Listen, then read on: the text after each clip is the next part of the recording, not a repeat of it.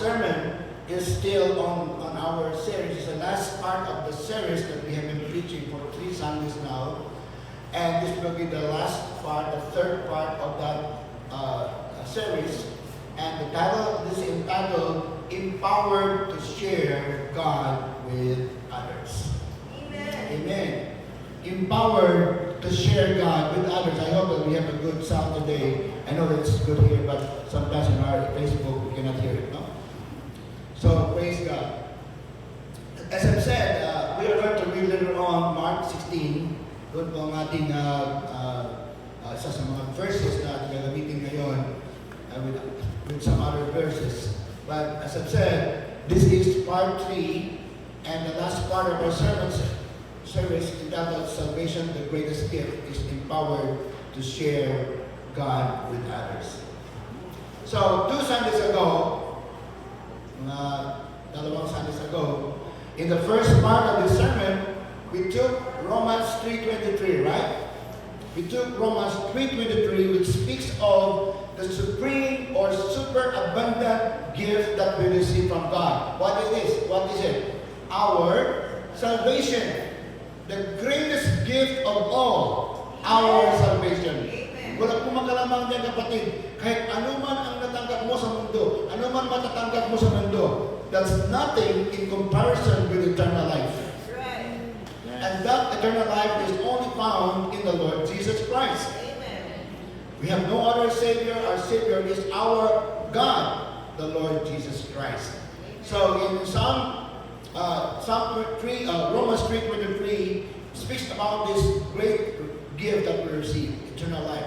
It says, "For the wages of sin is death, but the gift of God is eternal life in Jesus Christ our Lord." So in that particular verse, we understand that it's important to show God. Yun po ang ating unang topic. Show God.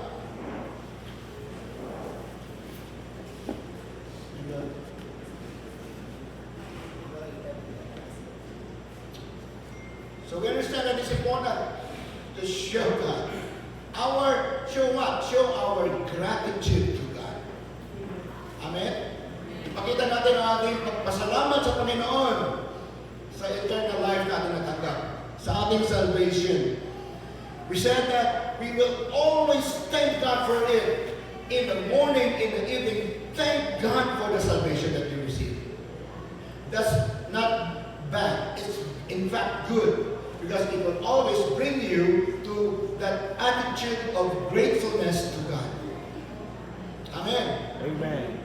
So show God our gratitude for the salvation that He gave us.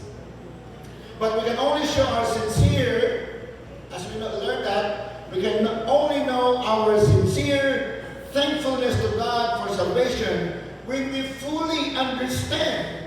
Sita, intende kita kung sa kayo el meaning kung di suyo salvation. No?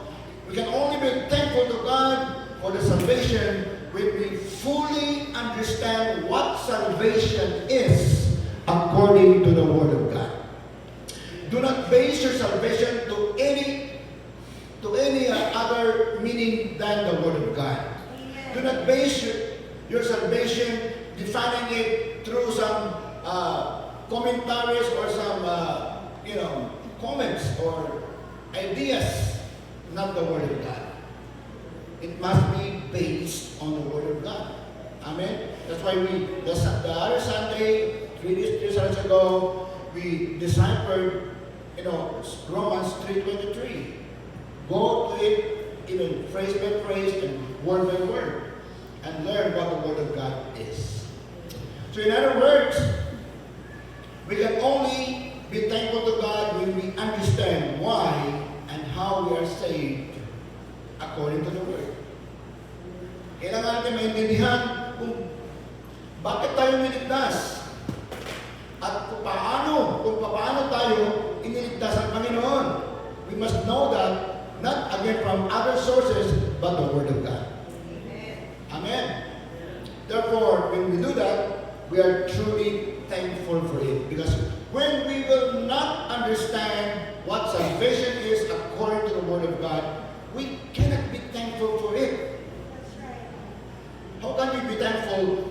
for a thing that you don't understand? How can I be thankful for a thing that I don't understand? Right? So, therefore, when we understand it, according to His Word, therefore we are truly thankful for it. So in order to reach that goal, we went into the details of salvation found in Romans 8:23. Last Sunday, we heard the second thing that we must do in connection to showing our gratitude to God, and that is to serve God. Amen. We show God, we serve God. Amen? Amen. We can show our gratefulness to God by how? By serving Him. Makikita natin sa Panginoon ang ating pagpapasalamat sa Kanya sa pamamagitan ng ating pag-serve sa Kanya. Amen. Those who are outside, please come in. We are welcome to come. Praise Him.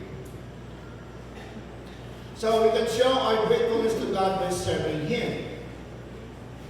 And we based our sermon on Romans chapter 12, verses 1 to 2. It says, I urge you, brothers and sisters, I urge you, because of God's mercy, to offer your bodies as a living sacrifice, holy and pleasing to God. This is your true and proper worship.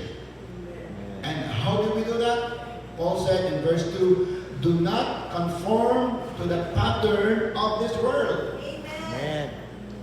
But be transformed by the renewing of your mind. We have a new mindset in our life. The way we live is different from the world lives. Amen. It's a new pattern. God is changing us as new creations. The old things are gone, the new things are now.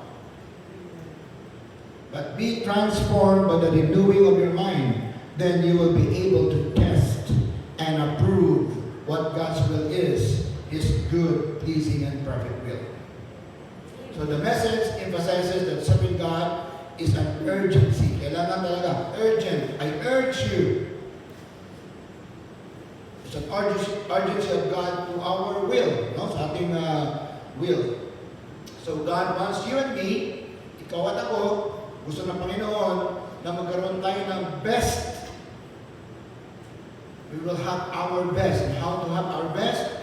By serving God. Amen. If we don't serve God, we cannot have our best from God. Amen. That's what the Bible says in Romans 12.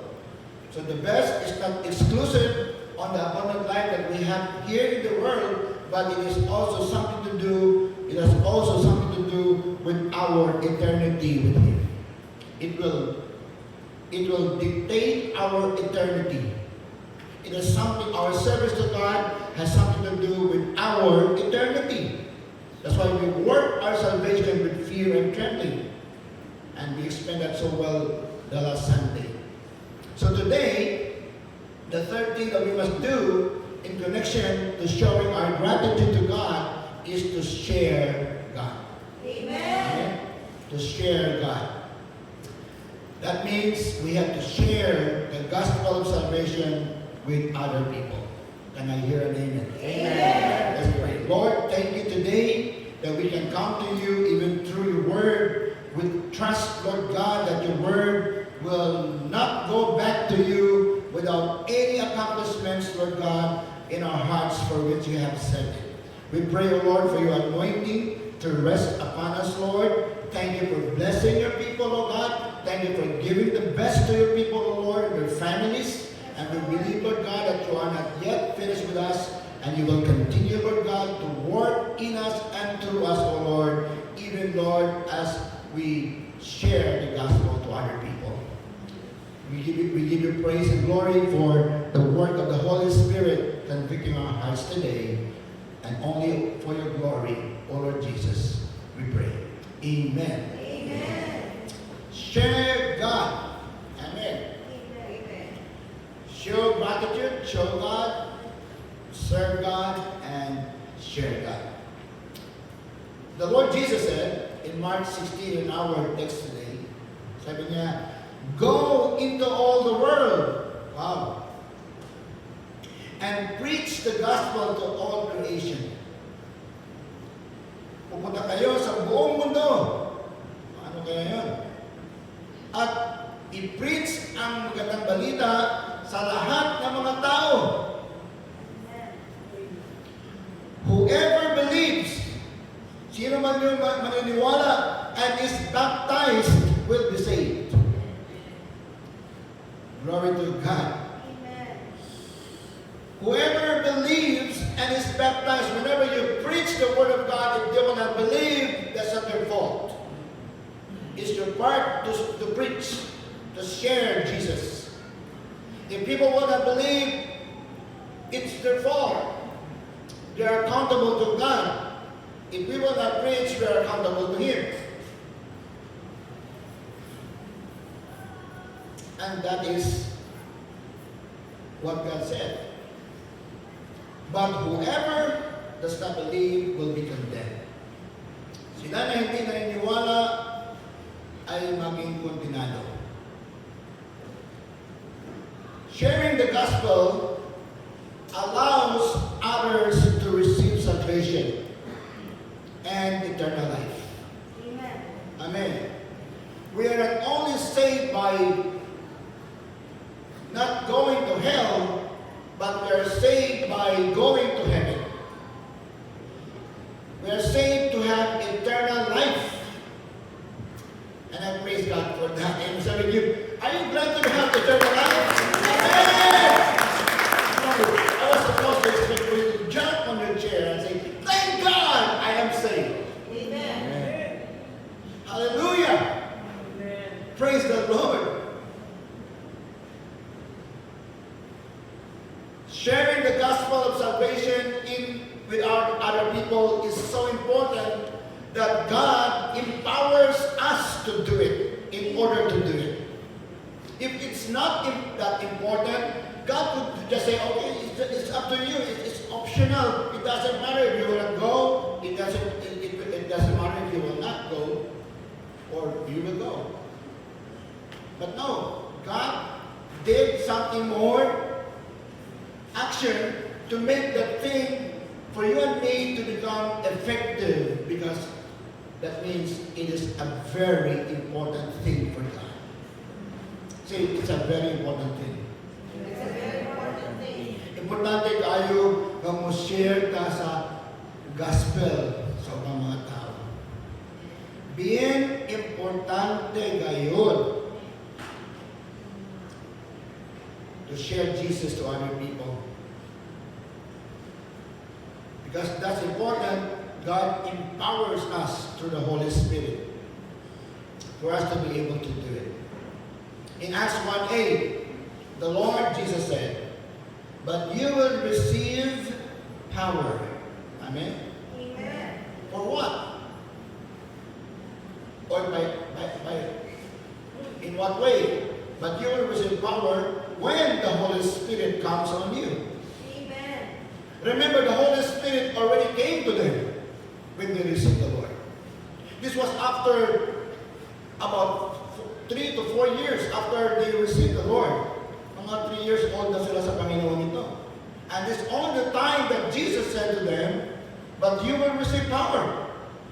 After that, the Holy Ghost will come upon you. This was what he said in Luke chapter 24, verse 49. He said, but you will be endued with power from on high. Makadawat mo gahom, gikan sa langit, that 3 years old people, 3 years old Christians, serving the Lord for 3 years or more, Jesus said, but you will receive power after that the Holy Ghost has come upon you. Amen. Hallelujah. And they were maybe saying, ano bang ibig sabihin noon? Wala ba tayong Holy Spirit? Baka magkamali si Jesus. So sabi niya, pinaklaro ng Panginoon. Sabi niya, but wait for the promise of the Father. Hintayin ninyo ang promise ng Father. Luke 24 verse 49. But wait for the promise of the Father in Jerusalem. Kaya po sa book of Acts, chapter 1, then chapter 2, chapter 1, itong binasa natin 1:8, but you will receive power. Nirepeat po ni Jesus na sinabi sinabi niya sa Luke 24 verse 49. When the Holy Spirit comes to you, and you will be, for what? You will be my witnesses. You will become sharers of God's Word. You will become people who will say that God is alive and that God saves people. You will be my witnesses in Jerusalem and in all Judea and Samaria and to the ends of the earth. Amen. Ngunit kayo ay makapag-receive, makatanggap ng power kung darating ang banal na Espiritu. Dumating na nga eh. Tinanggap na nila si Jesus eh. 3 years ago, tinanggap nila si Jesus. And this happened again, not only to the apostles. This happened even up to Acts chapter 11. To some families, it happened the same. The same thing. Even to the household of Cornelius in chapter 10 of Acts. That's why when they went back to Jerusalem, Peter and his companions went back to Jerusalem, reporting that Cornelius, the household of Cornelius being Gentiles, and they were Christians, they received the Lord. When they reported, they said, how come? And Peter explained to them. He was questioned, he was investigated in Jerusalem by other leaders. Paano nangyari yan? Sabi ni Peter, I heard them speak in tongues. Just like what happened to us. Amen. Wala namang nakita doon na nag-speak in tongues na at naintindihan ng ibang mga tao. Wala. Iba yung speak in tongues yun. They received. That was the initial physical evidence of the baptism of the Holy Spirit. So, it's a different thing. It is subsequent. Papasok siya next sa ating conversion. God empowers us after we receive the Lord. We also receive the Holy Spirit, and the work of the Holy Spirit by that time, when He came to us upon receiving the Lord, is for us to be convicted of our sins, to guide us as young believers, to help us in studying the Word. But the moment we grow older in the Lord, God promised, maybe after 1 year, after 3 months, or after 3 years, God will decide, okay, it's now time for you to be baptized in the Holy Spirit. You will be empowered for what? So that you will become witness. Yun po nangyari. So, there are 3 fundamental reasons. Tatlo po ang napaka-importanting rason kung bakit kailangan natin i-share ang gospel of salvation sa ibang tao. Bakit ba i-share mo ang gospel of salvation this year? This year, sabi nila, ito ang pinaka-pangit na year daw. Para sa akin, hindi pa ito pangit. Ito ang pinakamagandang year para i-share natin ang gospel. Mga Muslims po naliligtas na sa Gaza. Amen. Namin naligtas. People are getting saved. That is revival. Revival is not jumping and clapping hands. No. Revival is not crying. Hindi po. Revival when you see people come to the Lord through you and me. Amen. That is revival. Kung wala po yung mga tao na madala natin sa Panginoon, wala pong revival. Wala. Zero. Sino gusto revival dito? Amen. Amen. We need to bring people, share Jesus to other people, your loved ones, your friends, neighbors. And as I've said, we are going to learn today fundamental reasons why we must share the Lord Jesus Christ, even His salvation, the gospel of salvation with other people. One is, we share the gospel of salvation because we receive it. Amen. Praise God. Atong i-share ang gospel sa salvation tungkol kay atong nadawat kini. Amen. Kasi nakadawat David, who is saved here? Who among you will say, I am saved by the Lord? Please, raise your hand. we saved today? Amen. Are we saved today? Amen. How about others? Raise your hands. Praise God. Meron din nag-raise ang kamay, baka mamaya you will receive the Lord. Because you receive the Lord's salvation is yours. You receive salvation. That's why we also share salvation. Amen? Amen. Amen. Praise Amen. God. It's our opportunity. A great opportunity. Hallelujah. And we can only share what we receive. Right? Hindi mo, pwede lang ito dali, kusa to yung receive. Si mo ito receive ko ng Diyos salvation, no pwede ito dali ko ng Diyos yung salvation ng dalos ni Mas. Pwede lang ito dali, cosa to receive. But because you receive salvation, you are qualified to give.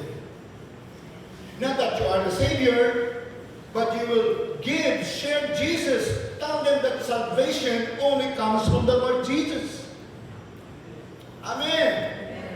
We can share salvation with other people because we received the salvation from God. That's right. Glory to Jesus. Amen. Amen. Hallelujah. In fact, the Lord Jesus instructed His disciples to share the gospel. Sabi niya sa Matthew 10 verse 8, letter B, the Lord Jesus said, freely you have received, freely give. Amen. Amen. Amen. Nagbayad ba tayo para sa kaligtasan? Hallelujah. Whoever did pay their salvation when you receive the Lord. Hindi mo pong bayad yun. Libre po yun. Libre natin tinanggap, libre natin bibigyan. Of course, what this verse is telling about raising the dead, praying for the sick, things like that. And those things are actions of those people who are saved. Amen? Amen. Freely you receive.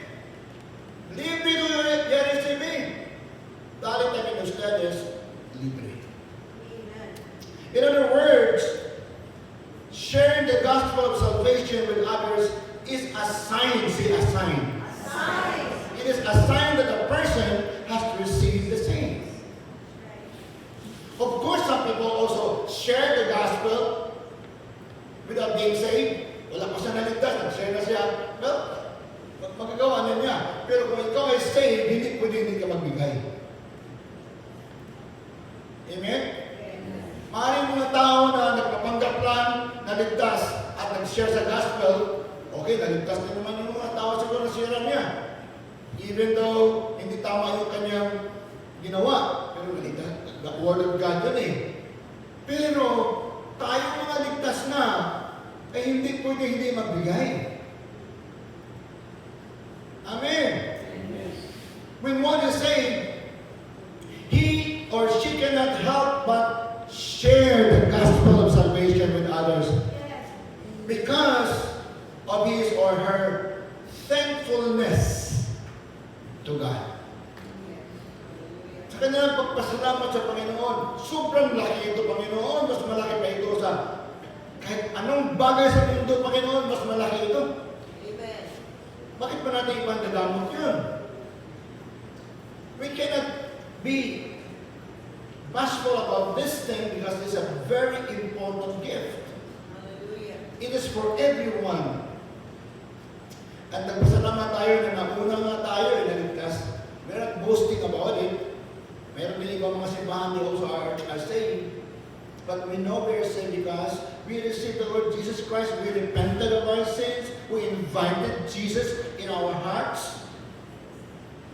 And we confess our sins to Him. And the Bible says, Jesus said, if you receive the Lord, Jesus Christ is giving us the authority to become His child. Amen. So it is our gratitude to God, our thankfulness to God for our salvation that we share.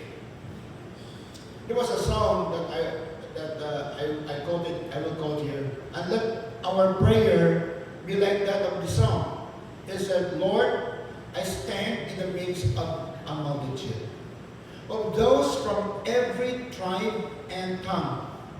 We are your people, redeemed by your blood, rescued from death by your love. Can you say amen to that? Amen. There are no words good enough to thank you. Hallelujah. Yes. There are no words to express my praise. But I will lift up my voice. I will share Jesus Amen. and sing from my heart with all of my strength. Amen. Anong sigaw natin na si Jesus ay ang tagapagligtas. The only Savior, not this church, not our organization, not Kibuloy. No one is a Savior. It's only Jesus. He said, I am the way, the truth, and the life. No one can go to the Father except through me. Hallelujah. Praise God. We can share the gospel because we have received it.